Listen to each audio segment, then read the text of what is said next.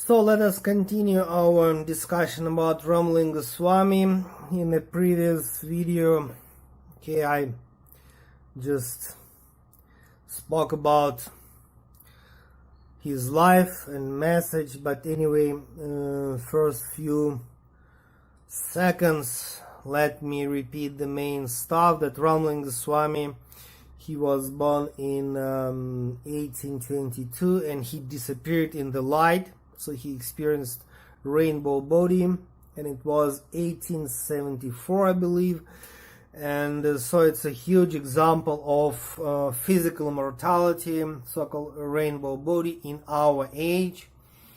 And as I mentioned, that because it was end of 19th century, so it means it was a British ruling of India, and even local British police officer, he just wrote report about this event.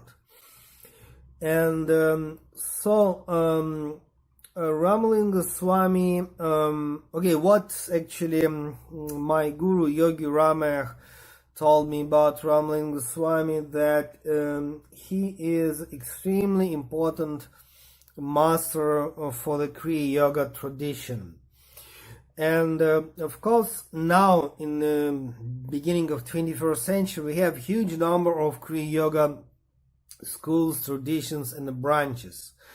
And 20th century was, kind of time, 20th century, when, it was like number of Kriya Yoga schools, but more or less all of them came out of, one source, which is Lahiri Baba, about whom we know from Yogananda's autobiography. And of course, my guru Yogi Rama, he was slightly different because he himself, Yogi Rama, was a direct disciple of Mahavatar Babaji. That was very special about him. Now, 21st century, we have a huge number of Kriya Yoga traditions, which are classically speaking nothing to do with the Kriya Yoga, the way we understand it according to the 20th century standards, okay?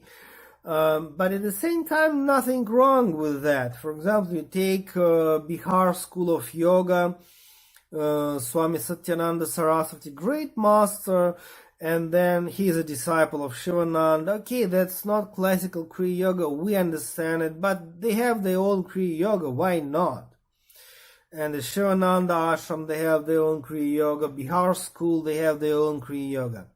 Some famous gurus like Jagi Vasudev, whom people know as a so-called Sadguru, which is not named, it's just a title. He is also speaking about Kriya Yoga techniques, and Jagi Vasudev or Sadguru, he is not part of classical Kriya Yoga tradition, and it's wonderful, why not actually? And I think he created his Kriya Yoga. Sadguru, he created his own techniques and he got it from different sources, because some of his videos, they are quite, about normal classical techniques. And because now we have many videos and books about Kriya Yoga techniques, and now pretty much everyone may see the techniques and then teach, even without proper initiation. And that's also, in a sense, why not actually? Sri Ravi Shankar, like famous guru as well, he also teach Kriya Yoga, and that's also not Kriya Yoga tradition in a classical way.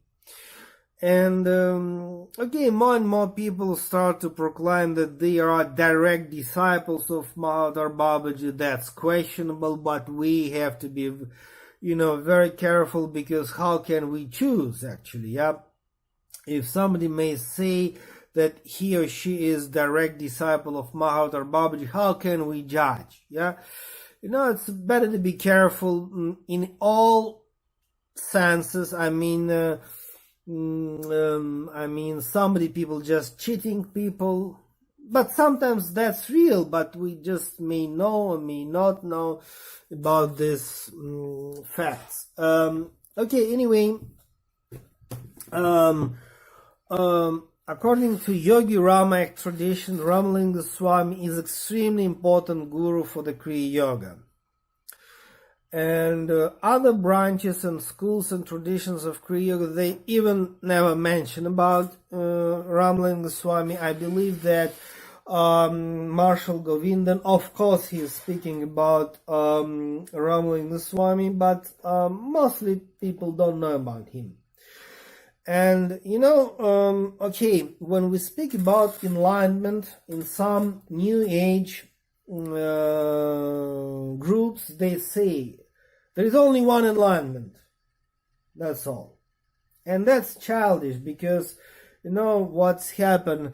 For example, a very famous and a nice guru, Osho, Rajneesh.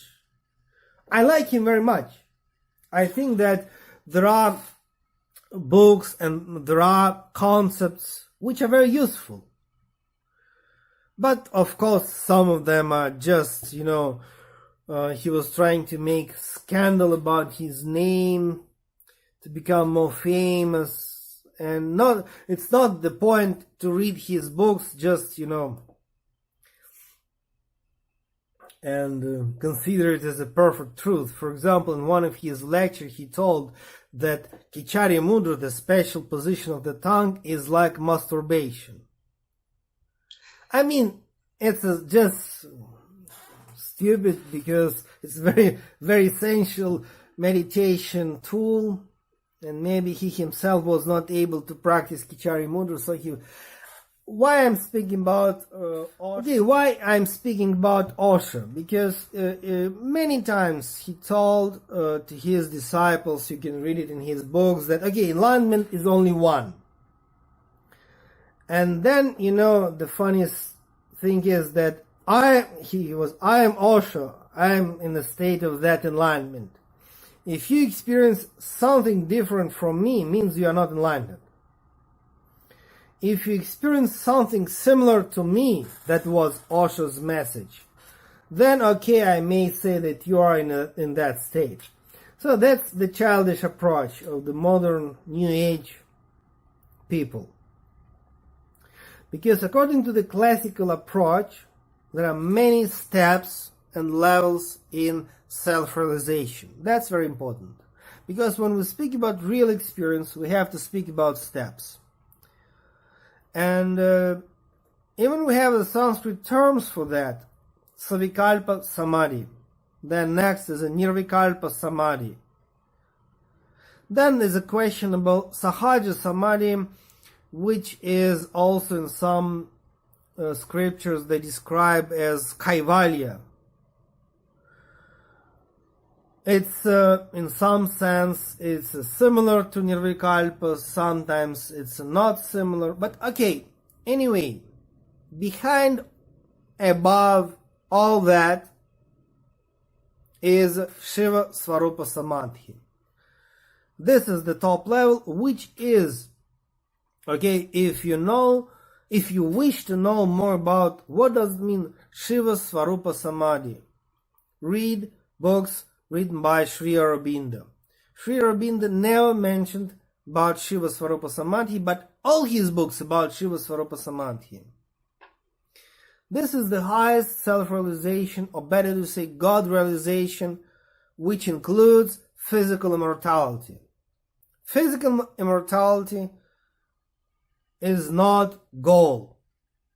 The main point is self-inquiry, to wake, to discover, to realize Lord God inside your heart. That's the goal, self-inquiry. But as the byproduct of this highest level of self-realization is Shiva Svarupa Samadhi, which is transformation of the physical body as well. Actually, in the life of Jesus the Christ, we have the same. They killed him, then in 3 days he came back.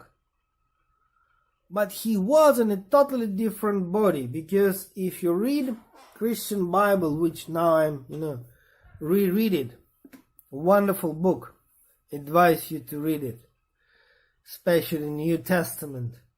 When Jesus came to his disciples, they didn't recognize him because he was in a totally different kind of physical body. And then in 50 days, something happened and he went to the paradise directly, physically. And that's actually description of the rainbow body. Of course, for the Jesus, the main point was, quest and later on self-realization of the God in the heart. But result was wonderful, rainbow body. We don't have a physical relics of the Jesus because his physical flesh became light. That's what's happened with Ramalinga Swami and with the many Tibetan masters as well. So it means there are many steps in self-realization, not one. And my Guru Yogi Rama, he told that even if we'll speak about Shiva Svarupa Samadhi, so the highest God realization, there are many steps in that. And he told us that better not even to think about it, because that's all intellectual. What is the point to speak about, or to think, or to contemplate, or to speculate, or to discuss different levels of Shiva Svarupa Samadhi? What is the point if we're still in the mortal physical bodies? But when we speak about these so-called immortal masters, they have also different levels. Amazing how it is possible to be more or less immortal, but that's the fact. And Yogi Rama told that on the top of this tradition, actually only two yogis, and one of them Mahatar Babaji, and another one is Ramalinga Swami. Amazing. I mean, even Goraknath, even Matsyendranath, even Padmasambhava, somehow different from Ramalinga Swami. I can't understand it with my poor human level of mind, logic, etc. So I think I have